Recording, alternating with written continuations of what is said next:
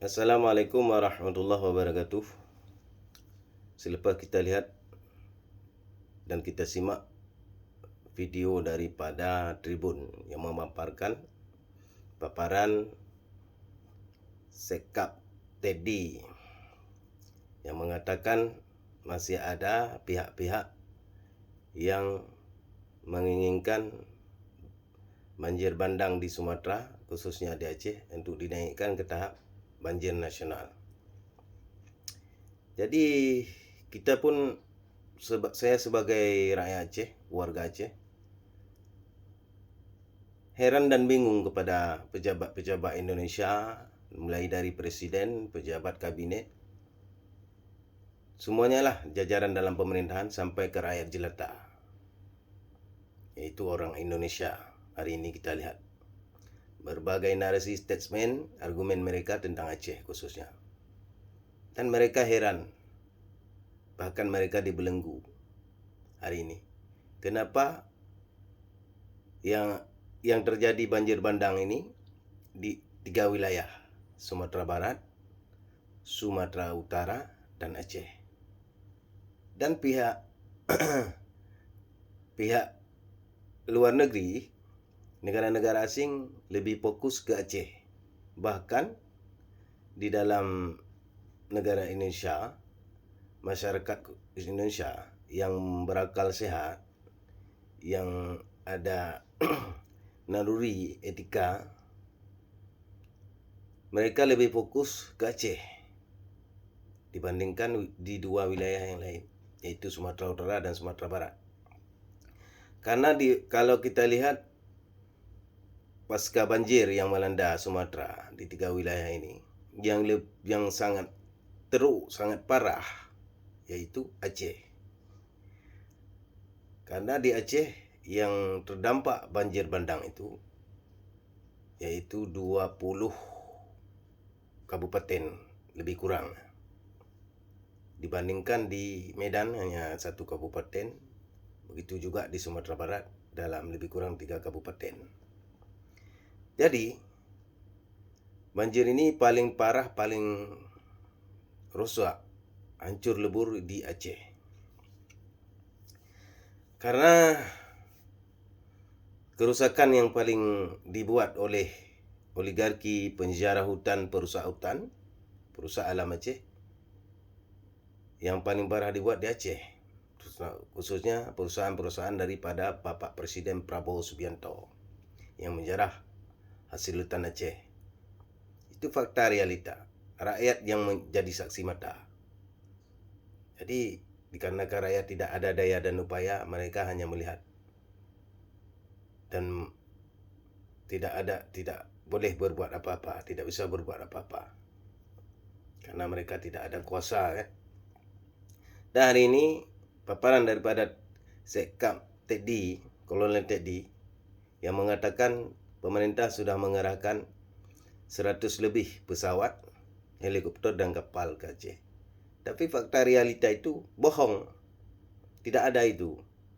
Karena saya sebagai warga Aceh dan kami bangsa rakyat Aceh sangat paham dengan sikap dan etika daripada pemerintah Republik Indonesia Jawa. Kenapa kita sebut Republik Indonesia Jawa? Indonesia itu kan lebih fokus kepada Jawa daripada daerah-daerah lain di Indonesia. Jadi itu bohong. Dikerahkan 100 pesawat, helikopter dan kapal. Itu bohong, tidak ada. Tidak ada dilihat oleh masyarakat Aceh yang terdampak banjir bandang ini, melihat helikopter ke hulu ke hilir membawa bantuan, tidak ada. Kecuali bantuan-bantuan itu yang sampai kepada masyarakat di pelosok-pelosok desa, di pelosok-pelosok Aceh itu, yaitu bantuan daripada sukarelawan Aceh itu sendiri. Karena di Aceh yang berlaku fakta realita lapangan, rakyat bantu rakyat, itu fakta. Dan kata Sekap Teddy, Kolonel Teddy ini, pemerintah telah mengerahkan 50.000 personil tentara dan polisi ke 3 wilayah ini yang terdampak banjir bandang. Hari ini kita lihat yang terdapat banjir bandang ini sangat luas, yaitu di 3 wilayah, 3 daerah, 3 provinsi.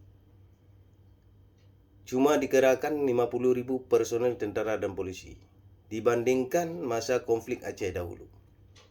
Masa konflik Aceh dahulu, masa perang Aceh, pemerintah Republik Indonesia Jawa mengerahkan 160.000 tentara dan polisi untuk mengejar para pejuang Aceh Merdeka di Aceh.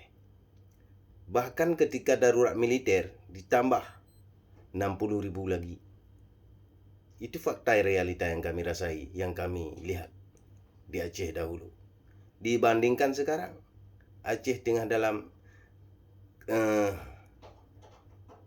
penderitaan, kecemasan dari ancaman penyakit, kelaparan, dan sebagainya di Aceh. Bantuan-bantuan yang sampai hari ini ke rakyat di pelosok Aceh, itu bantuan dari sukarelawan Aceh. Dan hari ini, kenapa ramai yang masih menginginkan dinaikkan ke tahap bencana banjir nasional, bencana nasional? Karena kita lihat dari sikap dan tindakan tidak konsistennya pemerintah Indonesia dalam menangani pasca banjir bandang, menangani korban banjir di Aceh. Maka kita serukan meminta negara-negara luar untuk membantu kita seperti ketika ada tsunami dahulu. Jadi hari ini fakta di lapangan. Fakta realita di lapangan hari ini tidak sesuai dengan apa yang pejabat pemerintah katakan. Seperti pemberian dana untuk bupati dan gubernur di 3 wilayah ini. Memang di Aceh masih memakai dana rupiah, belum memakai mata wang lain di Aceh. Tapi dana itu kita pun masyarakat kita tak tahu. Karena bupati dan gubernur itu kan kaki tangan daripada pemerintah Indonesia kan. Kita pun tidak tahu apakah itu dana itu ada ataupun tidak ada. Itu wallahu alam. Itu urusan mereka lah. Yang intinya di sini perlu saya beritahukan kepada masyarakat Nusantara khususnya,